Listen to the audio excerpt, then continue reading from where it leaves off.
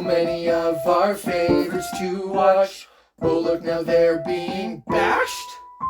I guess that's what we should expect on the Bullied Nostalgia Podcast. Hello to all my bullies out there. Tim Nesbitt here, bringing you a new dose of the past on the Bullied Nostalgia Podcast. Bullied Nostalgia, the podcast where we revisit our childhoods as adults and find the movies and TV shows we loved aren't always as good as we remembered. I'm joined by Chance. That's me. Kylen. Hello. And John. What's up, Doc? And together... I really missed the opportunity to make a reference to this movie. It's true. We make up two generations of pop culture obsessed kids who watch cartoons and movies. I know we promised we'd be doing Babysitter's Club with Eric this episode, but he ended up with a conflict, so we had to postpone for the foreseeable future.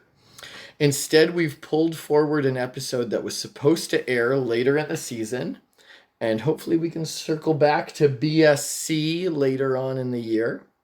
Before we get into today's episode, though, we always start by going over what our podcast is about.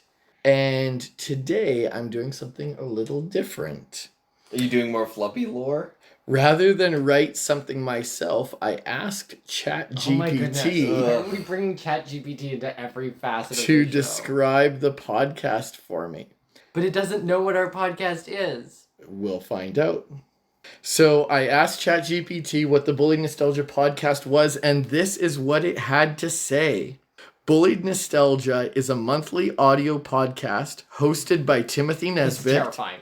along with co-hosts Chance, John, Kylen, and others. This is dystopian for sure. The show revisits movies and TV shows from their childhood and puts them under a fresh, often brutally honest review by a younger generation.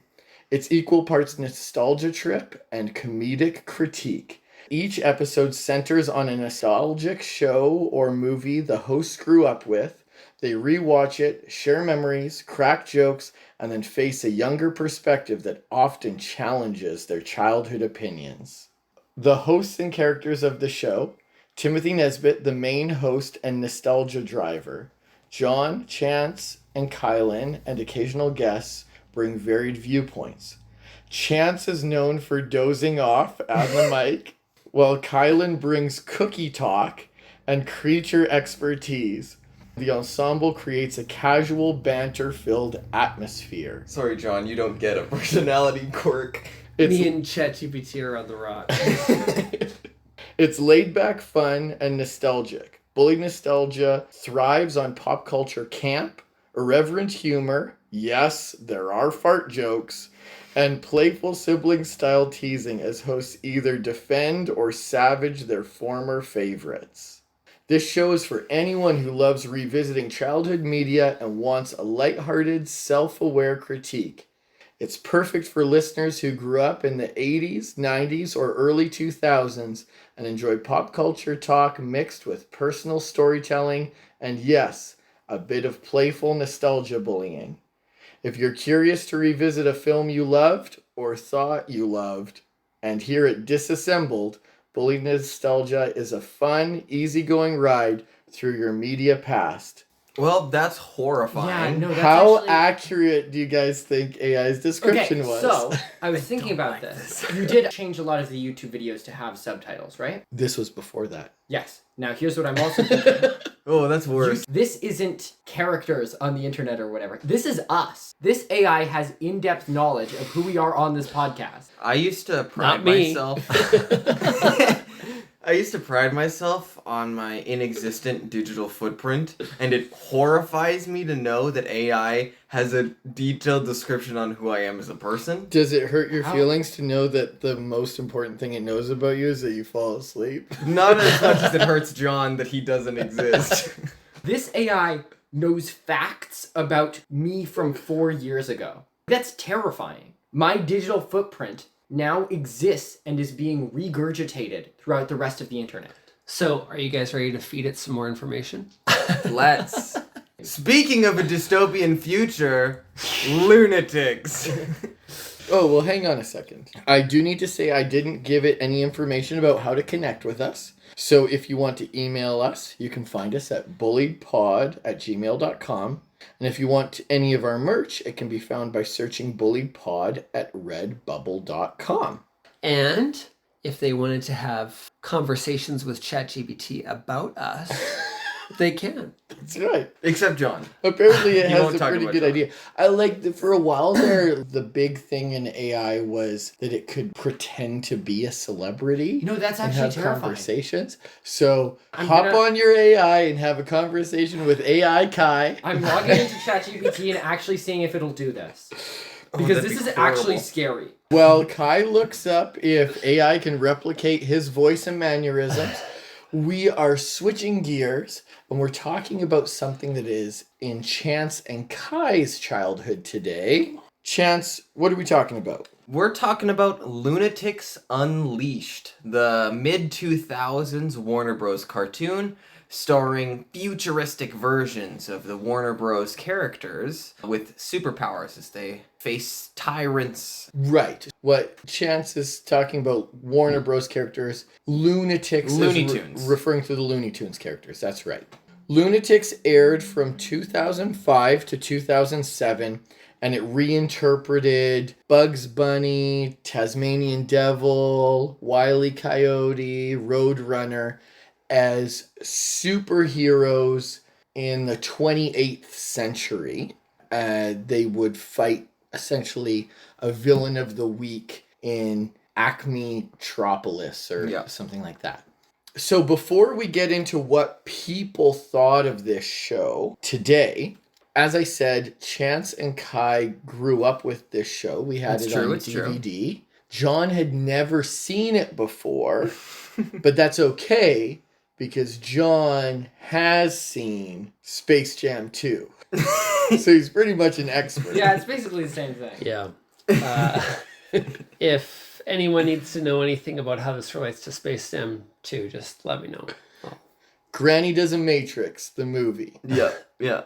What this was them trying to reinvigorate these characters and bring them forward into a new generation. They'd actually done that the decade before in the Sorry, I Okay, was do your trying thing. to get ChatGPT to imitate us. And so I asked it, can you pretend to be Chance from the Bullied Nostalgia read it podcast? out.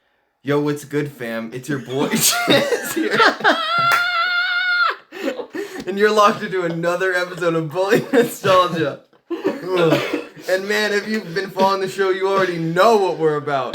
We take those memories, those embarrassing, cringy, oh my god, why did I ever wear that kind of moments, and flip them, you feel me? I do feel you.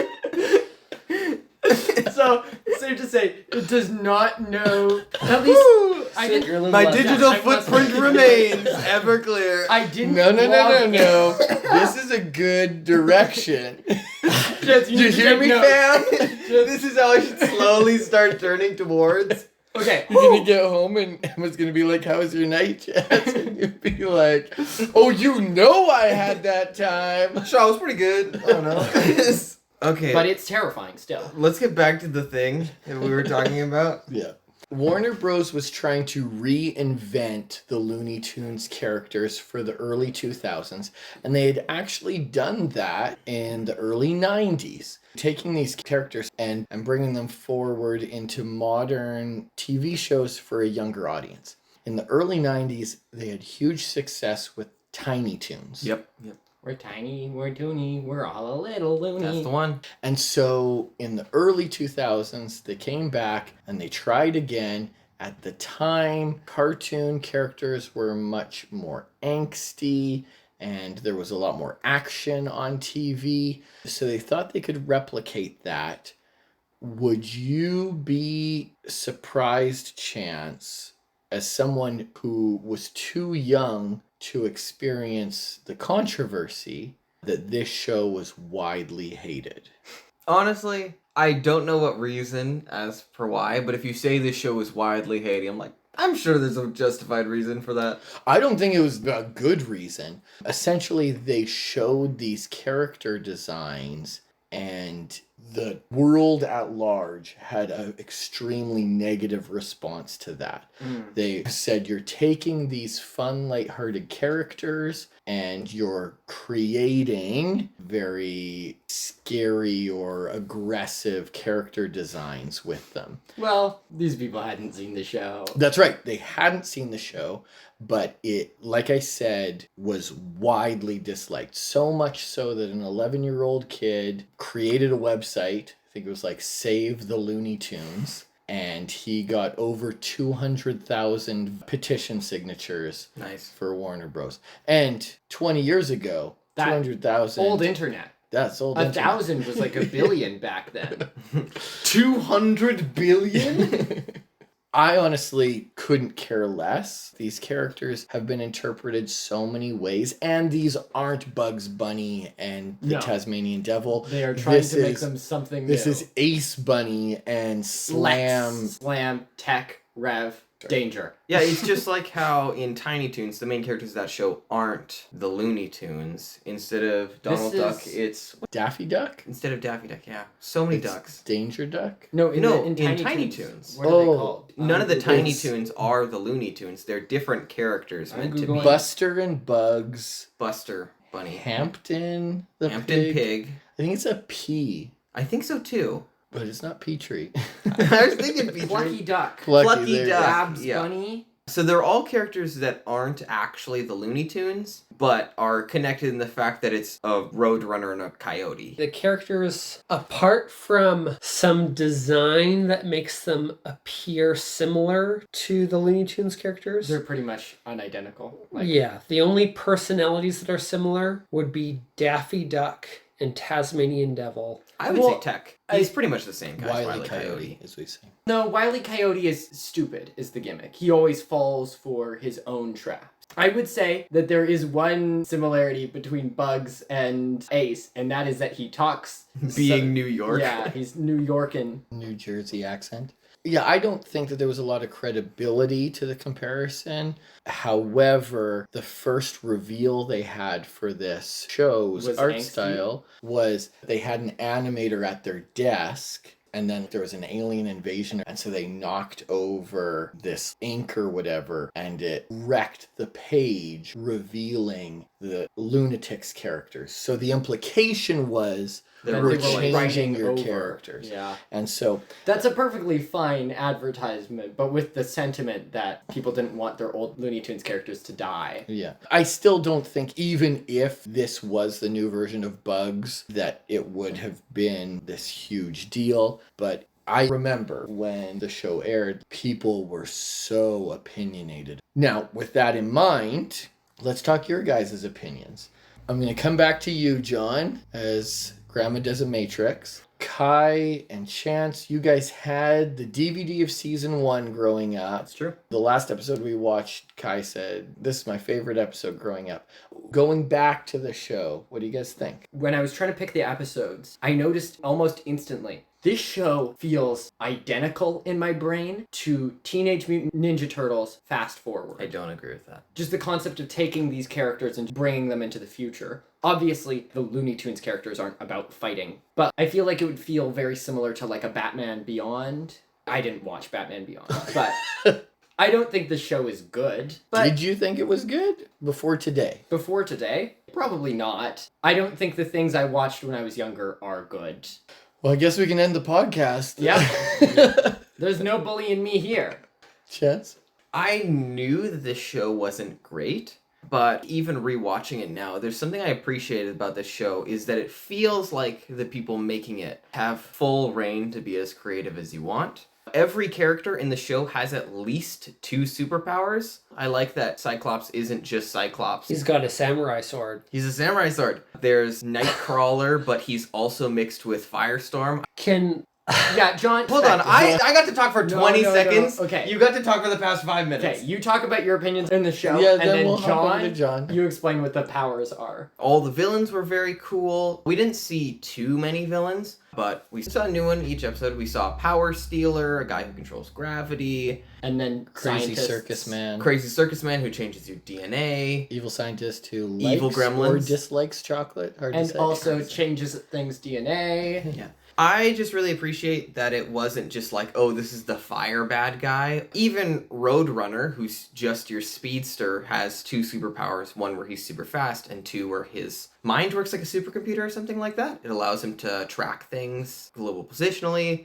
The magnetism guy can pull himself back together magnetically. I think that's really cool. I appreciate for how campy and ridiculous it is for it to be an opportunity for the writers to just like, let's just do something weird. Let's make the technology guy a zebra crocodile.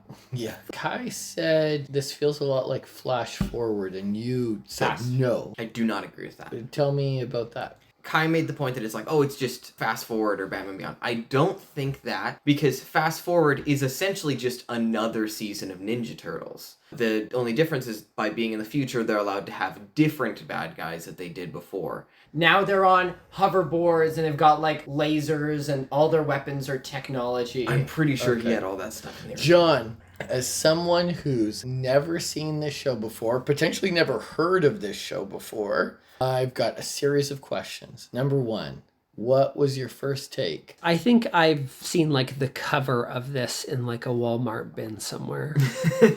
but, Wow. Classic Loonatics. High praise. but I actually think Kai's comparison to other like, hey, let's take a intellectual property and then what if it was in the future? I think that's insightful. It does feel very similar to other early 2000s shows. It's episodic. They're fighting a new bad guy each time. This bad guy eventually traps them and then explains their master plan to them before they beat them. Sometimes Tim Curry.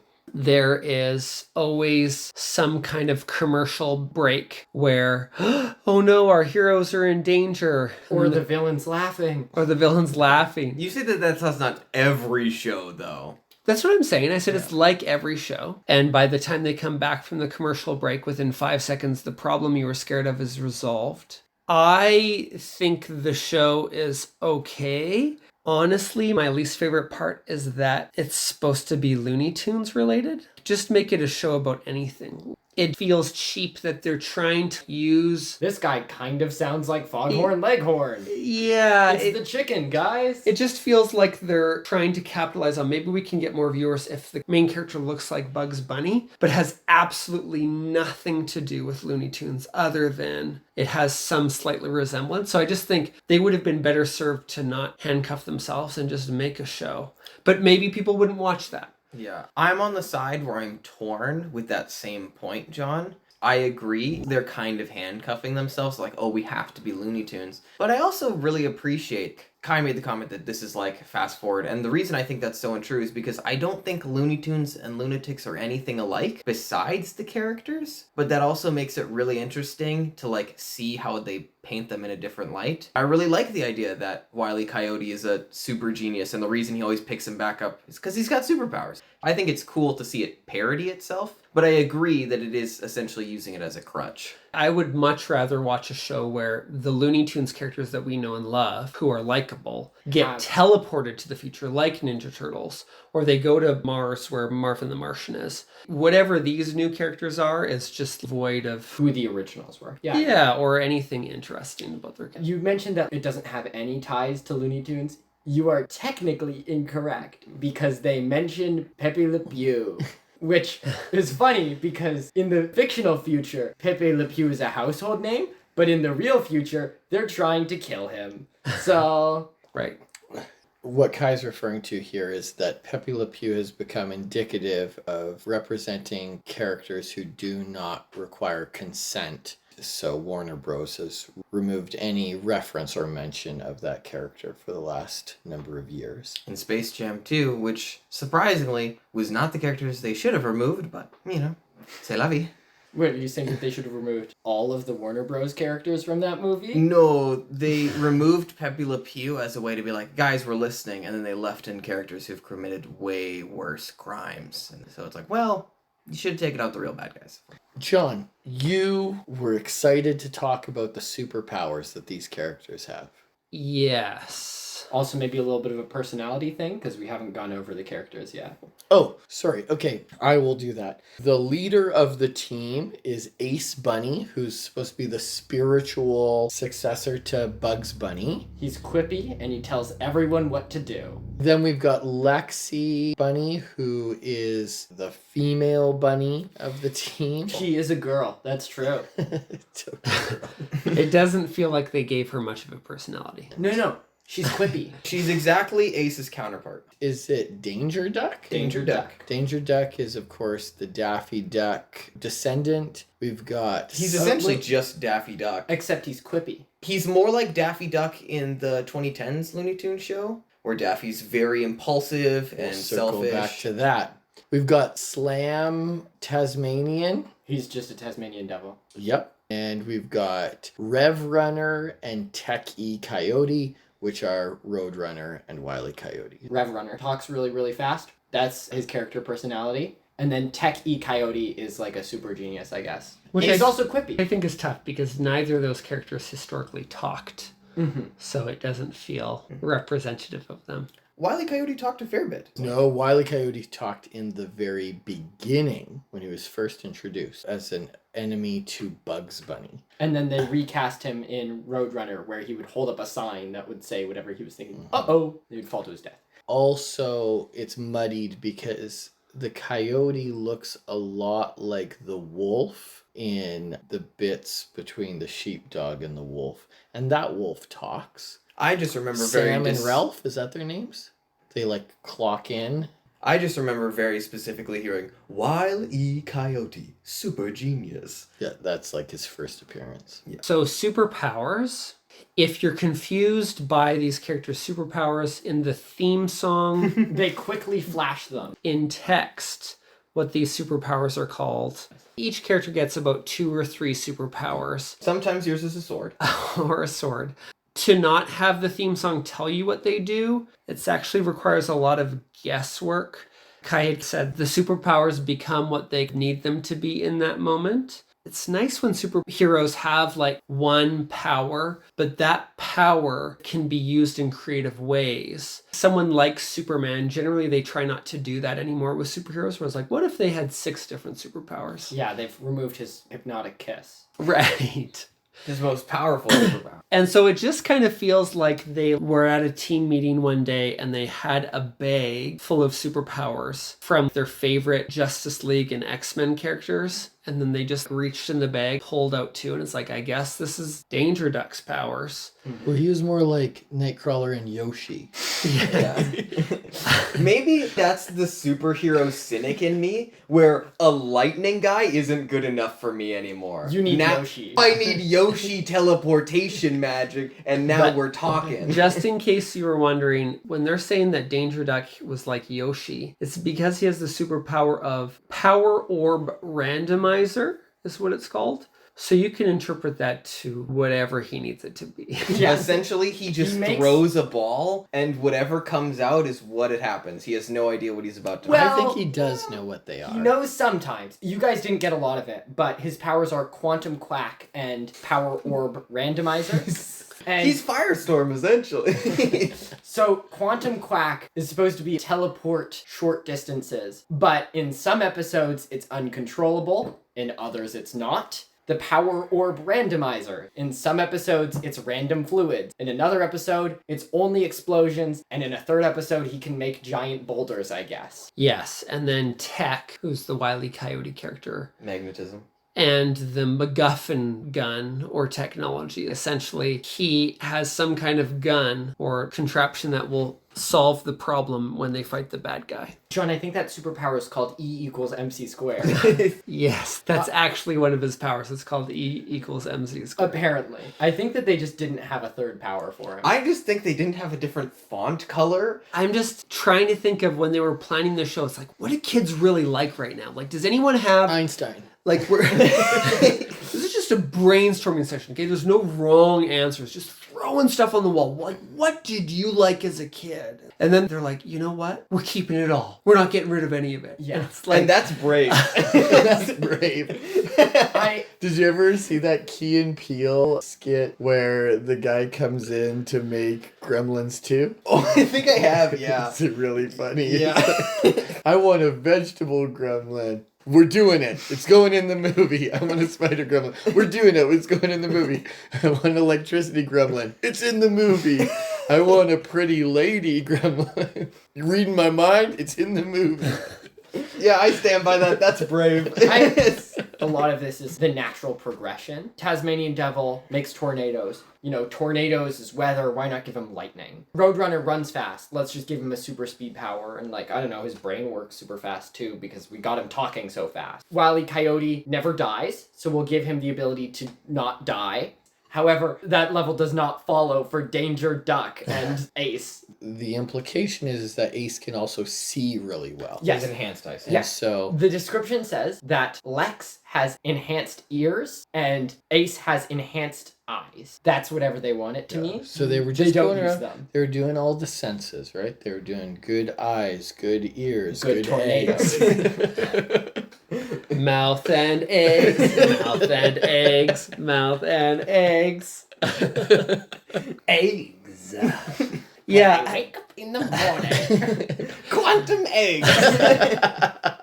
And I just think, again, because they're trying to be like, well, how can we get someone to watch this show? Let's make all the characters edgy but quippy. I think what makes someone like Daffy Duck really appealing is the contrast he has to Bugs Bunny. But then as soon as everyone just feels like the same character, it just Yeah. I don't think the quips were good, but I think that they were trying to do that with Danger Duck. Remember, he is the leader for the one episode, and he can't think of a quip. And so Ace whispers in his ear the quip that he's going to use.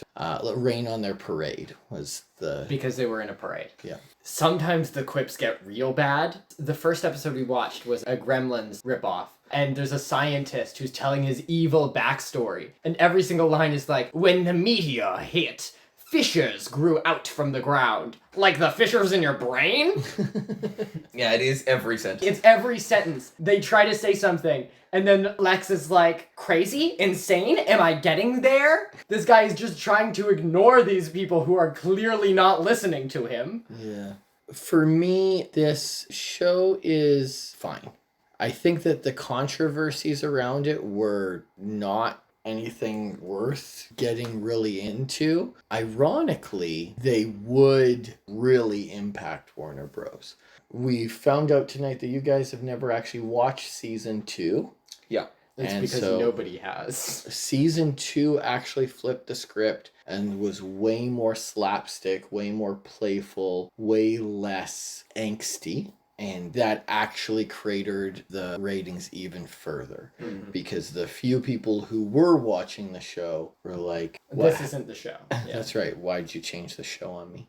So there's 2 things coming out of this. Number 1, in the New York Times, I think they did an article. Warner Bros. Animation still has a cell of this show hanging in their main office as a reminder to never do anything like this in the future. That sucks. That does suck. I hate it when companies do that. Treasure Planet syndrome. One thing that was maybe good about it is that they tried to get as far away from this as possible. And so rather than reinvent the characters for a new generation, their next show was the Looney Tunes show, which brought the classic characters into this era and gave them more personality and invested more character into them. Bugs Bunny isn't running from a hunter. Now he's handling his mortgage.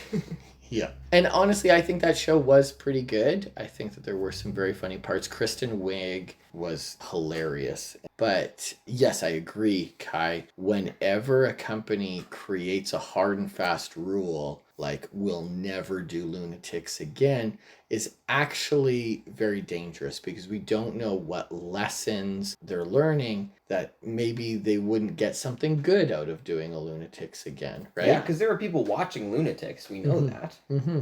As much as this show is just mediocre to me, I don't dislike it. I don't love it. One thing that you cannot say anything negative about is the voice talent. The cast of this show is top tier, and I've got some notes here of some people you might recognize. The voice of Danger Duck is Jason Marsden. Jason Marsden famously voiced Max Goof from Goof Troop. Huh.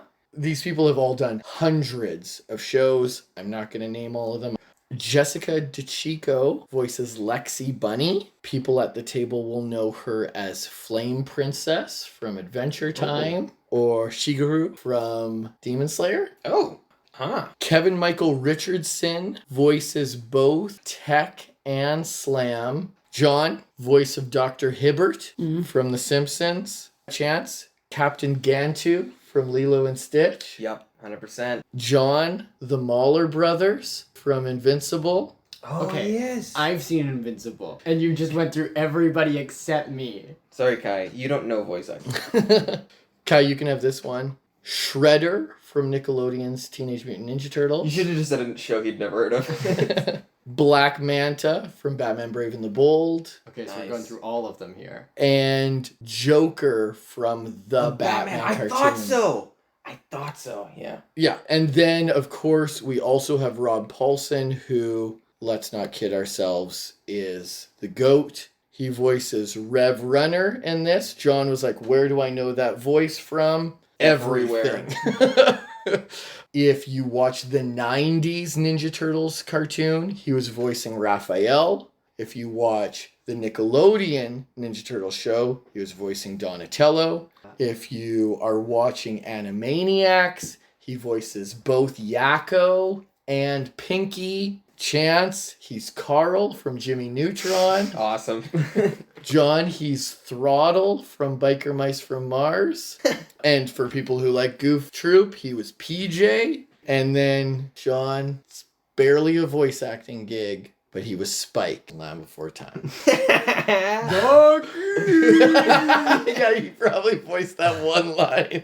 The GOAT, legit. The voice acting on this show, top tier. Best you're gonna find. They brought together the Avengers. John, what do you think of the magic projection lady that actually exists in a cloak? They have essentially the Power Rangers talking head or the Planeteers from Captain Planet's Gaia. Essentially just someone who shows up and briefs them on the mission who doesn't really have a personality. You say She that- does talking get head. turned into a monkey at one point. Yes, A monkey chameleon. A monkey chameleon? A kunky. I don't like that We one. got there. I don't like a kunky. Okay, so I've lost my train of thought. Yes. Monkey.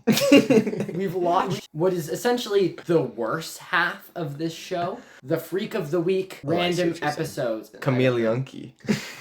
But the second half of the show, there is a greater evil that is reuniting these villains, bringing multiple villains from multiple episodes back, creating larger forces with them. And then also the subplots of what is our characters' backstories and who is this random glowy lady that's in all the projections. But these are the ones that we had nostalgia for. Yes. This is your Microsoft Paint episode. Yeah. Episode's hard to watch.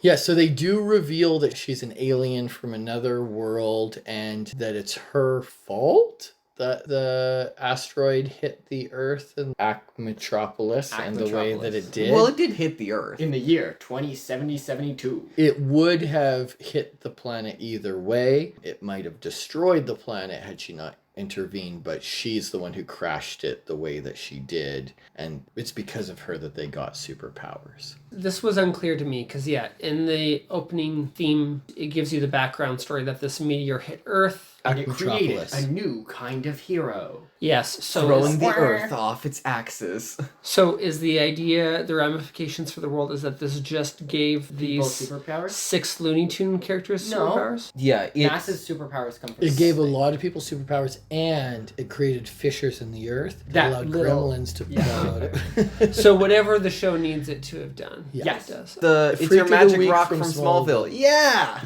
Wow, you guys have the exact same thought process. Well, it had to be something John would understand. Yeah, we're speaking his language. So season 2 would actually see them bring a lot more generational characters back. There is an evil descendant of Yosemite Sam. Oh, that's an bad. evil descendant of Elmer Fudd. No. I was They thinking, team up with the descendant of Sylvester. I want to see superhero Granny. I want to see. Well, honestly, Granny that- does do a Matrix. Tell I'm us serious. about that. I would rather watch that show because if you're gonna make it Looney Tunes, I thought you were talking about Space Jam 2 specifically. no, if you're gonna make a what if for Looney Tunes, make it Looney Tunes. I don't know. You say that, but I don't know if you mean that. Because people love Spider-Man 2099, but he isn't just Spider-Man except everything's in the future. There are a lot of noticeable Batman Beyond differences. is- No, Batman Beyond is Isn't it very different different. Batman? No, I mean, He has his yes, that's own what I mean. villains, he has That's his what I mean. own things. Batman Beyond is the same thing as Loonatics, except for the notable fact that this takes place in the world of Batman. I So think the effects of what Batman does affects Batman Beyond. I think if we went and we watched season 2 episodes right now, they would suck. I don't know Season that they 2 would sucks. suck more than what I just Oh, I watched. 100% believe they would. John, I am legitimately curious about a slip of the tongue that you made 2 minutes ago. Would you rather watch this or Space Jam 2? No way you're considering this. Have any of you seen Space Jam 2? I have not. There's a reason why. Okay, well let's. I'm asking you. You watch all of season 2, we watch all of Space Jam. Don't. That's I don't a- want to do That's that. Space way Jam of a 2. bigger commitment. What? for No, me. it's not. I don't know think what it's you're a big talking commitment about. for us. You just have to rewatch Space Jam 2 multiple times. This is relevant. I was thinking about it. There's a villain, Cypher, who steals other people's powers by touch, and they literally Space Jam him. The little alien gabagoos who touch a basketball. He's and the steal- basketball. He's the basketball. He steals the sports guy's powers. It's literally Space Jam. Which are canon superpowers, by the way. They needed to bring in future Michael Jordan to take this guy out. I think it's hard because Space Jam 2 comes out in 2021 maybe. It's this far along in human history that you think it should be better. And it's just really bad. It's terribly But bad. I think what I struggle with this show is They don't know better it yet. feels like every other show at the time. Plus it takes beloved characters from the 1900s. John was the 11-year-old kid. No, he was older than that. Yeah, I did the math. It was close though. I don't want to watch either. If I had to, I'd choose watching this show over Space Jam 2. But that's because I just don't like rewatching them. Let's say a year from now, when it's less fresh, if it was between watching Space Jam 2 and the 4 episodes we watched today, what would you dislike more? I need at least 10 years before I rewatch something. So, unless- okay, so it's 10 years later. Space Jam 2 Yeah. are the 4 episodes This of is Loonatics. theoretical. We're not holding you to this. No. I don't have a contract prepared. That's You won't oddly be watching this specific. on your deathbed. Wait, we don't? I'm sure I would watch things I haven't seen before, then rewatch things that were terrible. Okay, but both of these things you've seen before. Oh my goodness. Just I would answer the rewatch question. Space Jam 2. He thinks Wow, Space Jam okay. 2 is better than Lunatic. And why would that be? Like, what's the logic behind it? Space Actually Jam asking. 2, everything that has to do with human actors is not good.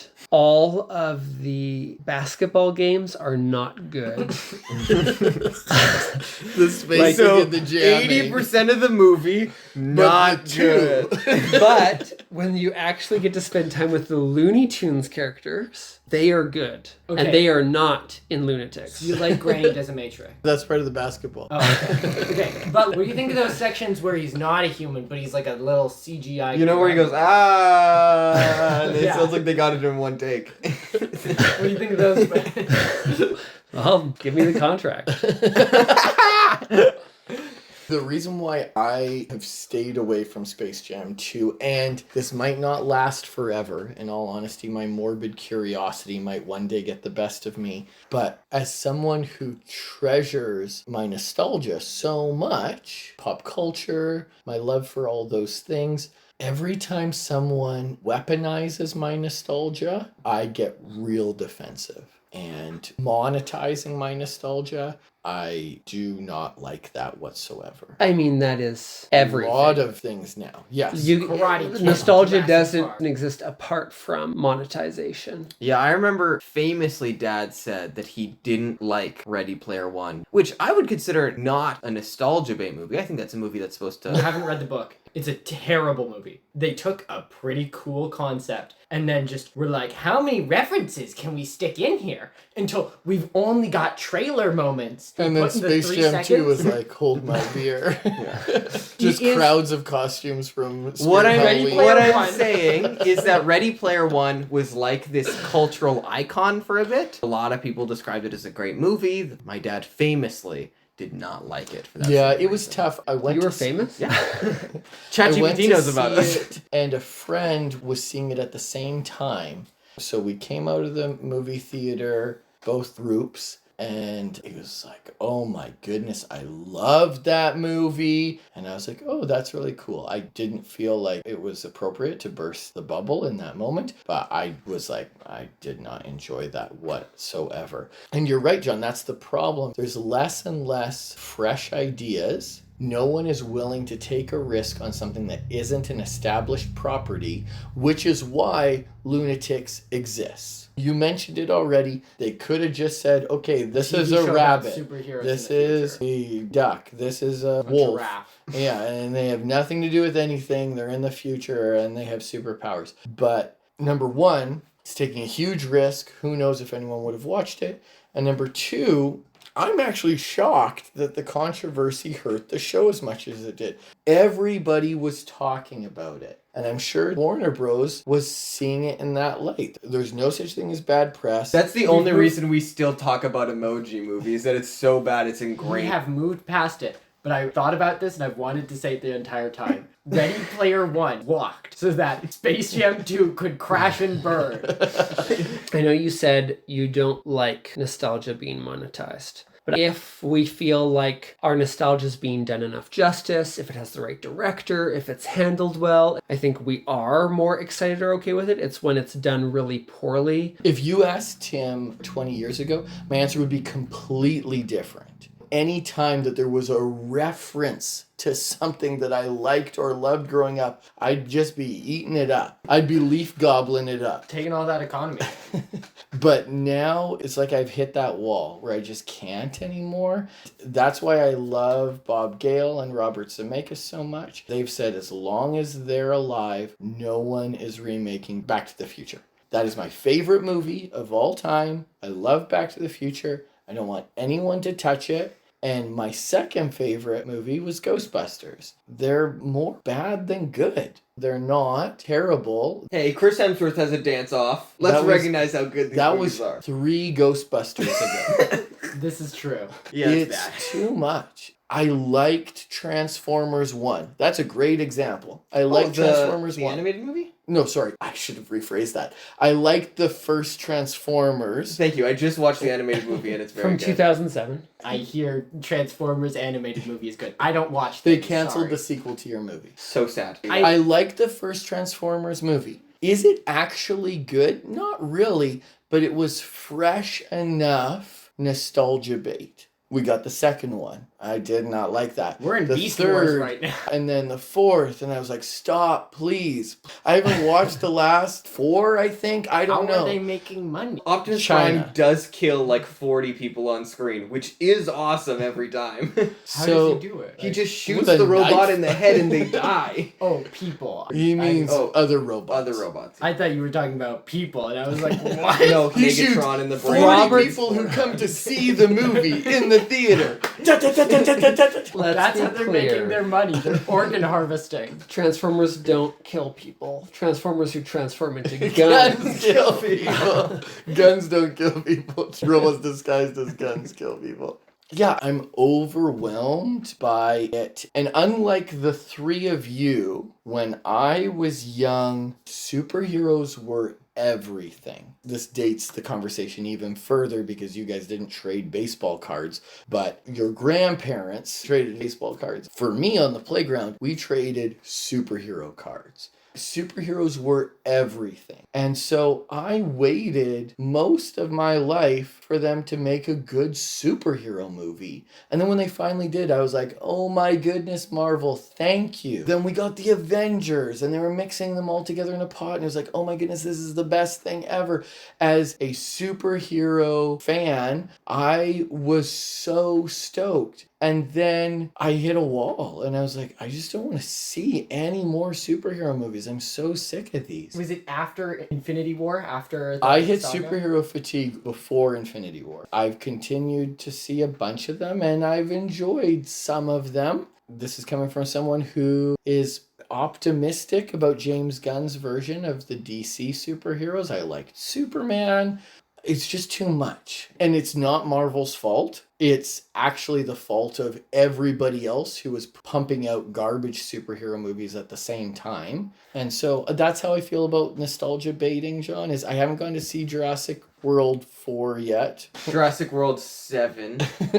Just because I've heard it's very similar to the first one and doesn't really bring anything new to the table. And for me, I don't want to see the same thing again. If I want to watch Jurassic Park again, I will watch Jurassic Park again. And so this is what I was talking about.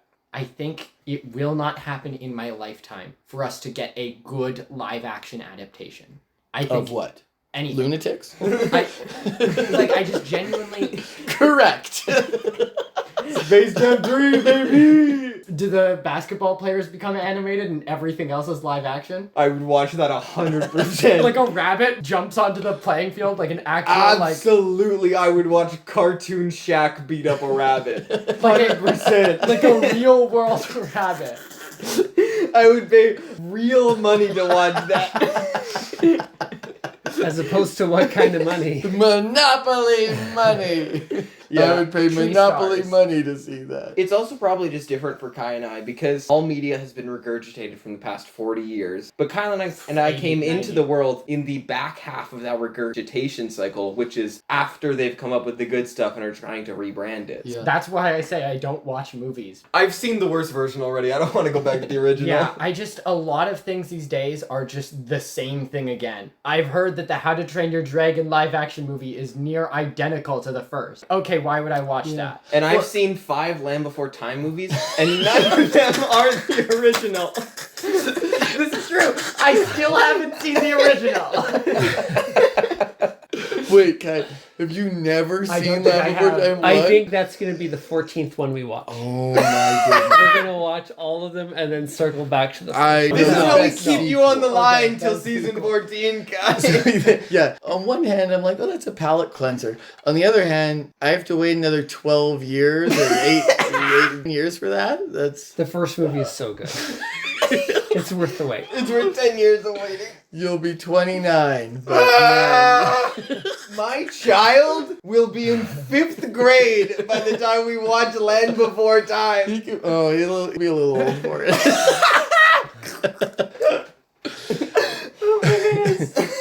It's terrible. Yeah, it's kind of how I feel about the new Fantastic Four movie. I haven't seen it yet, and I've heard it's pretty good, but we've already done this like 4 times. Fantastic Fourth. I do like Fantastic fourth attempt. Woo! I- The joke landed. I don't think we've been talking about lunatics for the last half an hour. Nope. No. This is going to be a terrible editing. Okay, time let's for hop you. over to close. For people who are wondering, Lunatics is never coming back. You know, I never say never. Teaser But- trailer tomorrow. When you have... No, you know the power of this podcast. If 2026. we resuscitate Lunatics. Lunatics is coming, baby. 27. We better be on that cast. That is godlike random egg powers. No, Yeah, if Warner Bros. Legit has art of Lunatics hanging in their offices, reminding them of what not to do, At least somebody remembers it. yeah, it's probably not going to come back ever. They did have a guest appearance in the new Animaniacs show, so with that knowledge that this is a small snapshot into the early 2000s that is probably never going to have any cultural impact, for your closing comments, what do people like about this show? What do they dislike? What are your takeaways? How will this show impact you in the future? This is a funeral? Yeah, essentially. This feels a lot like Silverhawks to me. This is a show I love. It's getting a 2. Absolutely, it's not great. It's not the worst thing I've In ever a seen. season of zeros, 2 is pretty good. I think That's I've the mentioned nostalgia talking. it is probably nostalgia. Probably is. You've been waiting the whole series. You're like, I just need Chance to have a show of his own so he can have nostalgia glasses on. John has said we're before. having fun. Are you having fun, John? Yeah, John's like having the worst time ever. Yeah, Just shriveling away. John has said before that this is just like every other show in the 2000s. I think it's totally generic. And totally generic isn't the worst thing. I will say again, the thing that I love about it is that it's weird and all over the place. Yeah, honestly though, having 2 random superpowers and seeing how you can get those to work together is kind of cool. I've said before, I like the villains. I like the idea of a guy who mixes up your DNA and kidnaps kids to put in a circus. I don't think the show's good, but I do like how silly and weird it gets. And I wish shows nowadays were that interesting. If I want to go to mine next, because we're Sure. the nostalgic Can people. we just pause for a second? You said, I really like that there's a guy who mixes animal DNA and kidnaps kids And puts them in a and circus. puts them in a circus. That's like really cool. Okay, sorry, go over to you guys. Oh, are you just trying to make fun of us? No, I was just I just want to clarifying point that's out what you that said. Captain Cold is a guy in a snowsuit who has ice powers. And then it's Mr. so Freeze- bland. Mr. Freeze is a guy in a suit who has ice powers. From the same series. I Like, just want something new and those interesting. are- I'm not saying the Well, show their is good. motivation is very different. I'm not Yes, saying this it's is good. true. But conceptually they are You pretty really much want to the same. go Captain Cold, Mr. Freeze right now? I'm glad that there's something weird and interesting out there. Yeah. I know the show did terribly. I know it's not good. But I'm glad somebody made it. Go ahead, Guy. So, what I was thinking, the show's not good, obviously. I have my ability to change things or whatever. And my first thought was, oh, they need to make things make sense. But I'm listening to Chance's point right now. I don't know if a cohesive world would save this show at all. If you wanted to, you could make this show very interesting. If you just flipped it on its head and made a narrative story in this world. Make the characters actual characters, remove the episodic nature, and there's a show there. John does not agree. Yes, I think we're talking a lot about what the show could be. Yes, And not... because that's my job. Well, Chance talked about it too. I gave it Tim's a 2. taking 10 different breaths. Do you want to... Yeah. This show was dead on arrival. People decided they weren't going to like it before it came out. So woulda, coulda, shouldas, nothing would have saved this show. That said, the redeeming qualities, like I said, are the voice cast. We didn't talk about it, but Tim Curry did an episode. You did a lot of laughing. We love to listen to Tim Curry laugh on this podcast. Oh, we do. I Chance, think that there you wanna was... say one of your famous one-liners? Yo, Chance for the podcast. You know we.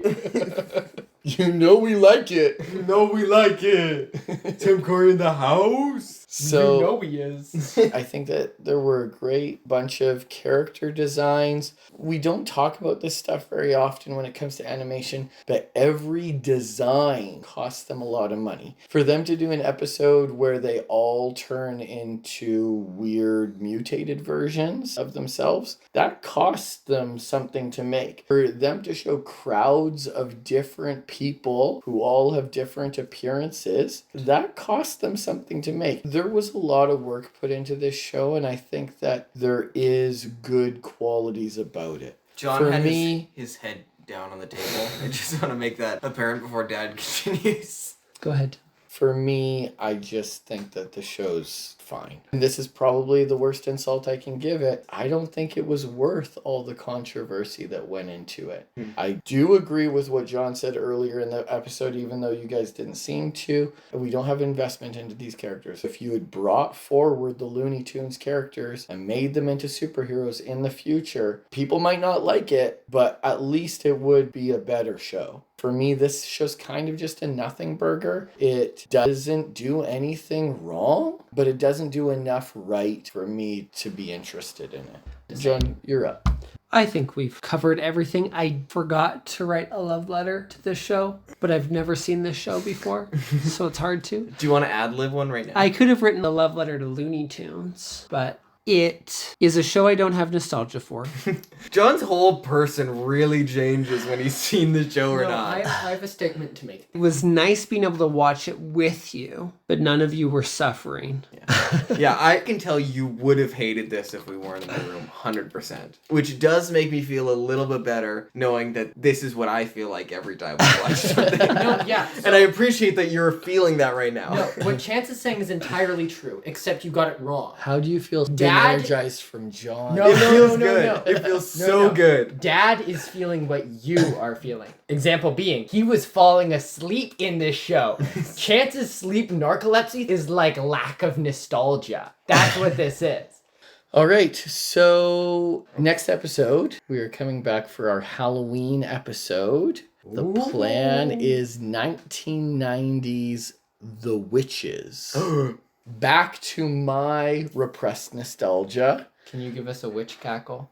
I haven't watched this show in a very long time. This movie scarred me in 1990. I never went back. So I have some very clear memories from it. But you don't have clear memory of the whole thing. Yeah, I'm not sure what their cackle is like. I'm not Yeah, sure if can it's we- like a...